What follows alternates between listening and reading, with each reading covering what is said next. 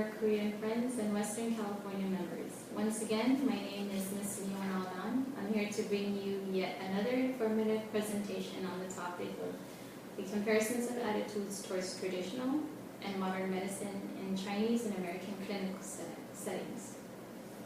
The national surveys have shown that growing use of complementary and alternative medicine, or CAM, by the general public has become enlarged and has growing numbers in every year.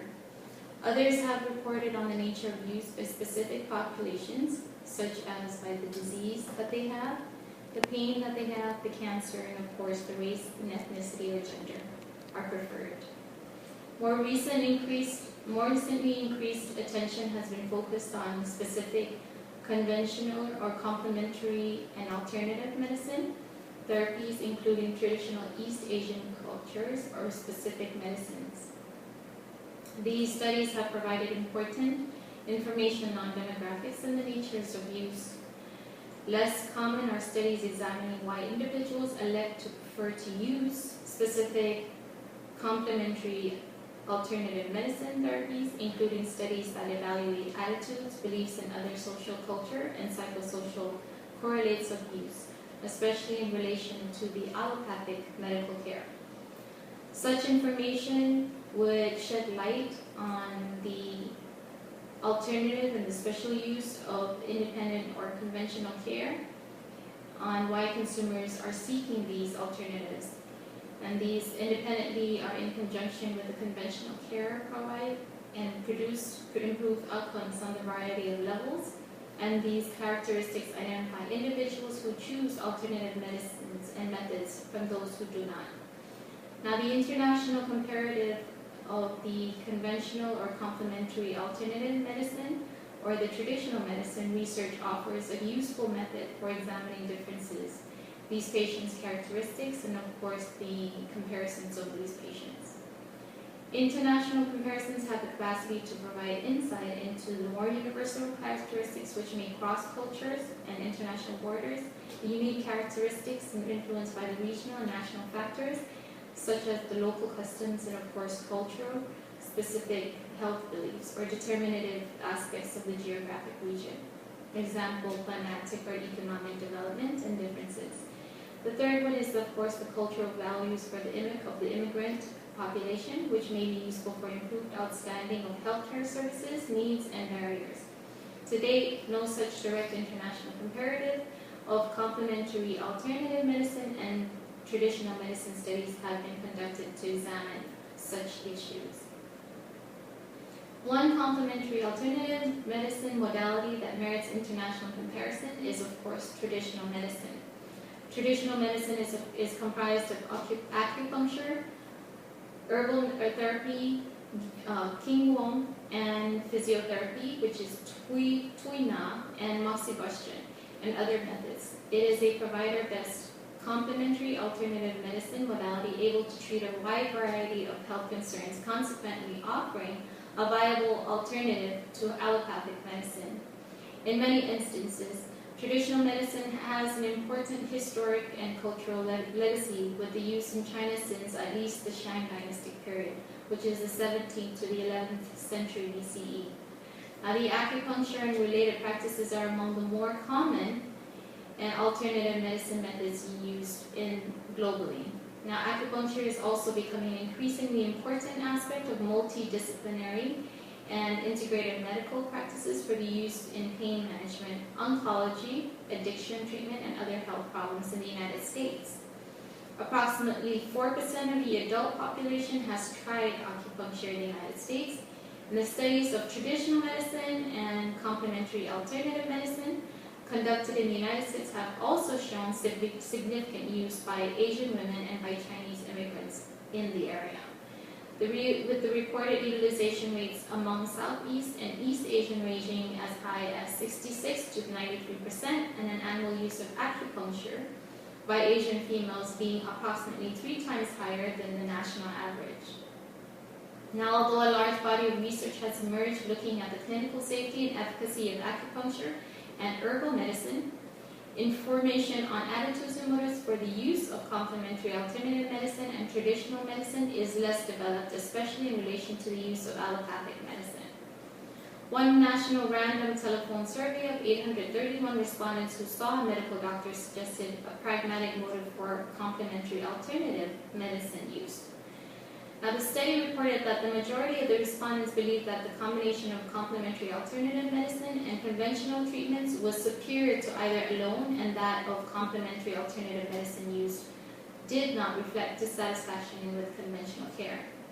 Now, another national sample survey of 1,035 respondents also evaluated motives for complementary alternative medicine use. The author reported that the use of the health and that it was not significantly associated with dissatisfaction. Yet numerous studies have reported on the observed association between patient dissatisfaction with allopathic medicine and the use of alternative therapies. The large survey of complementary alternative medicine used in the United States conducted by the Centers for the Disease Control and Prevention, or CDC, found that 28% of the respondents used a complementary alternative medicine because they did not believe conventional medicine would help their condition alone. The authors concluded this finding suggested that patients' dissatisfaction of complementary medicine or conventional medicine, was an important contributor to the use of complementary alternative medicine. Issues related to the patient's dissatisfaction reported in the literature included a consumer desire for more patient-centered care for alternative medicine or complementary medicine. More time with the providers, more holistic interventions, of course, less institutional and technological healthcare services, more personal control, and active participation in treatments and health maintenance. These therapies that produce fewer side effects were more effective in treatments and greater choices for most of the consumers' decisions.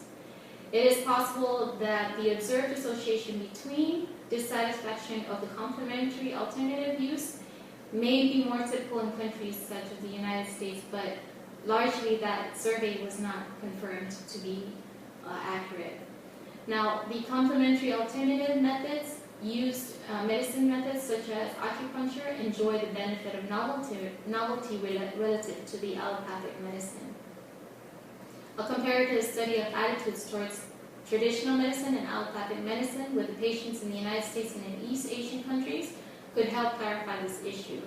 Now, to date, no traditional medicine studies have directly compared differences in patients and demographics, patterns of utilization beliefs, or attitudes between mainland China and, of course, the United States. Now, to provide additional information on the dissatisfaction and related issues, an international comparative study was conducted, and the hypothesized that the patients from the United States and the mainland China would be similar in terms of biological characteristics, example, age and gender. Now, these were the contributing factors, and the presented complaints that they would differ in their attitudes. Now, the attitudes towards traditional medicine and allopathic medicine. Of course, the study sites now were chosen, and it was chosen at Chengdu University of Traditional Medicine of Chinese Medicine, which is CDU-TCM, and the American College of Traditional Chinese Medicine, ACTCM. CDU-TCM, which is located in Chengdu, China, or in Sichuan Province, China. The Chengdu is the city of over 10 million population and the capital of Sichuan. Now, the Chengdu University is one of the 5 founding colleges of traditional medicine in China, and given its distance from the more highly westernized cities on the eastern seaboard, such as Shanghai and Beijing, the Chengdu University of Traditional Conventional Medicine study has maintained a strong commitment to traditional medicine practices versus a more integrative model adopted in some other traditional medicine colleges.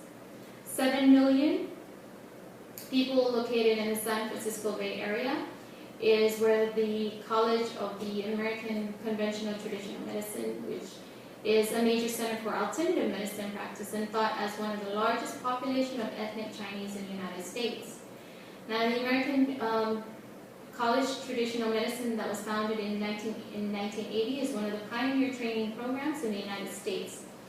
Now, the San Francisco Bay Area location of this college is the review of the demographic data from a sample of 570 recent patients found them to be 61% female, and of course, average of 40 years of age.